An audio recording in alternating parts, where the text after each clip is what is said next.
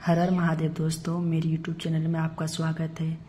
अगर कथा अच्छी लगी हो तो मेरे चैनल को सब्सक्राइब कर दीजिएगा और कमेंट बॉक्स में हर हर महादेव जरूर लिखिएगा। सारवन मास महात्म अध्याय 1। इस अध्याय में पढ़िए ईश्वर सनत कुमार संवाद में सारवन मास के महात्म का वर्णन।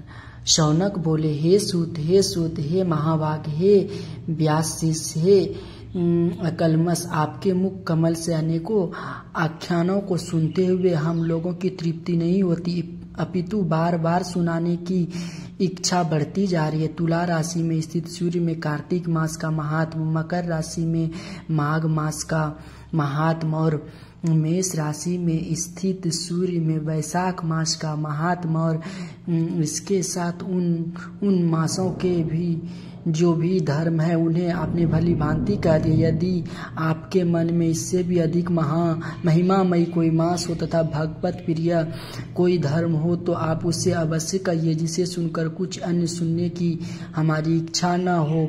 वक्ता को श्रद्धालु श्रोता के समक्ष कुछ भी छिपाना नहीं चाहिए। सूत जी बोले, हे मुनियों, आप सभी लोग सुने, मैं आप लोगों के वाक्य गौरव से अत्यंत संतुष्ट हूँ। आप लोग के समक्ष मेरे लिए कुछ भी गोपनीय नहीं है। दम्भ रहित होना, आसक्ता सटता का परित्याग, उत्तम भक्ति, सुनने की इच्छा, विनम्रता, ब्राह्मणों के प्रति भक्ति, परायणता, सुशीलता, मन की स्थिरता, पवित्रता, तपस्विता और अनुसूया के श्रोता के 12 गुण बताए गए हैं।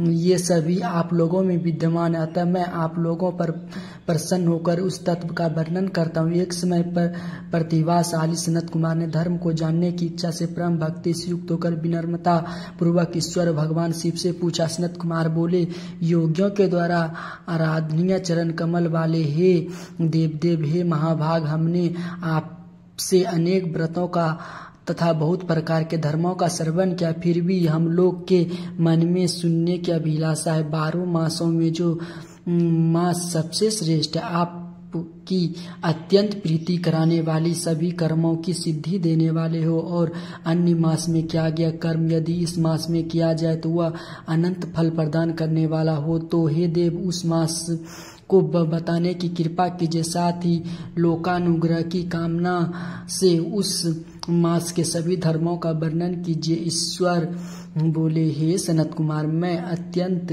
गोपनीय भी आपको बताऊंगा। हे सुब्रत, हे विधि नंदन, मैं आपकी सर्वनेच्छा तथा भक्ति से प्रसन्न हूँ। 12 मासों में सारवन मास मुझे अत्यंत प्रिय है, इसका महात्म सुनने योग्य, अतः इसे सारवन कहा गया है। इस मास में श्रवण नक्षत्र युक्त पूर्णिमा होती, इस प्रकार से भी इसे सारवन कहा गया। इसके महात्म के श्रवण मात्र से यह सिद्धि प्रदान करने वाला, इसीलिए यह भी सारवन संज्ञा वाला। निर्मलता गुण के कारण यह आकाश में सदृश है, इसीलिए नभा कहा गया है। यह सारवन मास में धर्मों की गणना करने में इस पृथ्वी लोक में कौन समर्थ हो सकता है, जिसके फल का संपूर्ण रूप से वर्णन करने के लिए ब्रह्मा जी 4 मुख वाले हुए, जिसके फल महिमा को देखने के लिए इंद्र 1000 नेत्र से युक्त हुए, और जिसके फल को कहने के लिए शेषनाग 2000 जिह्वा से संपन्न हुए। अधिक कहने से क्या प्रयोजन, इसके महात्म को देखने और कहने में कोई भी समर्थ नहीं। हे मुनि, अन्य मास इसकी एक कला को भी नहीं प्राप्त होता। यह सभी व्रतों तथा धर्मों से युक्त इस महीने में एक भी दिन ऐसा नहीं जो व्रत से रहित दिखाई देता है। इस मास में प्रायः सभी तिथियां व्रत युक्त है। इसके महात्म के संदर्भ में मैंने जो कहा वह केवल प्रशंसा मात्र नहीं, आर्तो जिज्ञासुओं, भक्तों, अर्थ की कामना करने वाले, मोक्ष की अभिलाषा रखने वाले और अपने अपने अभिष्ट की आकांक्षा रखने वाले चारों प्रकार के लोग, ब्रह्मचर्य, गृहस्थ, वानप्रस्थ, संन्यास आश्रम वाले को इस श्रावण मास में व्रतानुष्ठान करना चाहिए। सनत कुमार बोले, हे भगवान, हे सतम, आपने जो कहा कि इस मास में सभी दिन एवं तिथियां व्रत रहित नहीं है, तो आप उन्हें मुझे बताए किस तिथि में और किस दिन में कौन सा व्रत होता है, उस व्रत का अधिकारी कौन है, उस व्रत का फल क्या है, किस किस ने इस इस व्रत को किया है उसके उद्यापन की विधि क्या है, प्रधान पूजन कहाँ हो और जागरण करने की क्या विधि है, इसका देवता कौन है, उस देवता की पूजा कहाँ होनी चाहिए, पूजा सामग्री क्या क्या होनी चाहिए और किस व्रत का कौन सा समय होना चाहिए। हे प्रभु वह सब आप मुझे बताइए।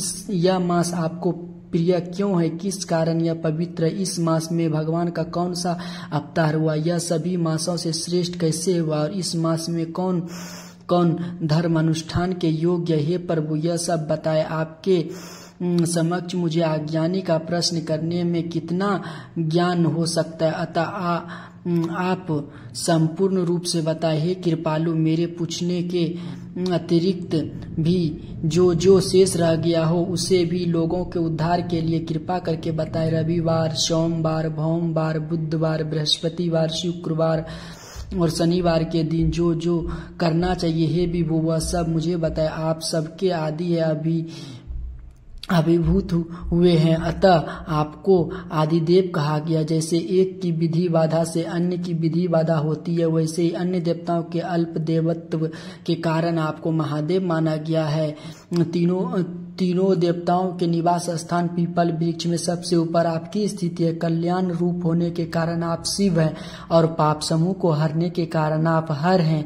आपके आदि देव होने में आपका शुक्ल वर्ण प्रणाम है, क्योंकि प्रकृति में शुक्ल वर्ण ही प्रधान है, अन्य वर्ण विकृत है। आप कर्पूर के समान गौर वर्ण के हैं, अतः आप आदि देव हैं। गणपति के अधिष्ठान रूप 4 दल वाले मूलाधार नामक चक्र से ब्रह्मा जी के अधिष्ठान रूप 6 दल वाले स्वाधिष्ठान नामक चक्र हैं और विष्णु के अधिष्ठान रूप 10 दल वाले मणिपुर नामक चक्र से भी ऊपर आपके अधिष्ठित होने के कारण आप ब्रह्मा तथा विष्णु के ऊपर स्थित है। यह आपकी प्रधानता को व्यक्त करता है। हे देव एकमात्र आपकी ही पूजा से पंचातन पूजा हो जाती है, जो कि दूसरे देवताओं की पूजा से किसी भी तरह संभव नहीं। आप स्वयं शिव है। आपकी बाईं जांघ पर शक्ति स्वरूपा दुर्गा, दाहिने जांघ पर गणपति, आपके नेत्र में सूर्य तथा हृदय में भक्तराज भगवान श्री हरि विराजमान है। अन्न के बाहर रूप होने तथा रास के विष्णु रूप होने और आपके उसका भोक्ता होने के कारण हे ईशान आपके श्रेष्ठ तत्व में किसे संदेह हो सकता है। सबको विरक्त की शिक्षा देने वाले आप शमशान में तथा पर्वत पर निवास करते हैं। पुरुष सूक्त में उतामृतव्य से सानो इस मंत्र के द्वारा प्रतिपादन के योग्य ऐसा महर्षि ने कहा है। जगत का संहार करने वाले हालाहल को गले में किसने धारण किया, महाप्रलय की कालग्नि को अपने मस्तक पर धारण करने में कौन समर्थ था, संसार रूप अंधकूप में पतन के हेतु कामदेव को किसने भस्म किया। आप ऐसे हैं कि आपकी महिमा का वर्णन करने में कौन समर्थ है। एक तुच्छ प्राणी मैं करोड़ों जन्म में भी आपका प्रभाव का वर्णन नहीं कर सकता था। आप मेरे ऊपर कृपा करके मेरे प्रश्नों को बताइए। इस प्रकार श्री स्कंद पुराण के अंतर्गत ईश्वर सनत कुमार संवाद में श्रावणमास महात्म का पहला अध्याय संपूर्ण हुआ। ओम नमः शिवाय। अगर मुझे पढ़ने में कोई भूल हो गई तो आप लोग मुझे माफ कर दीजिएगा, क्योंकि मैंने जल्दी पढ़ने में गलती की है। हर हर महादेव।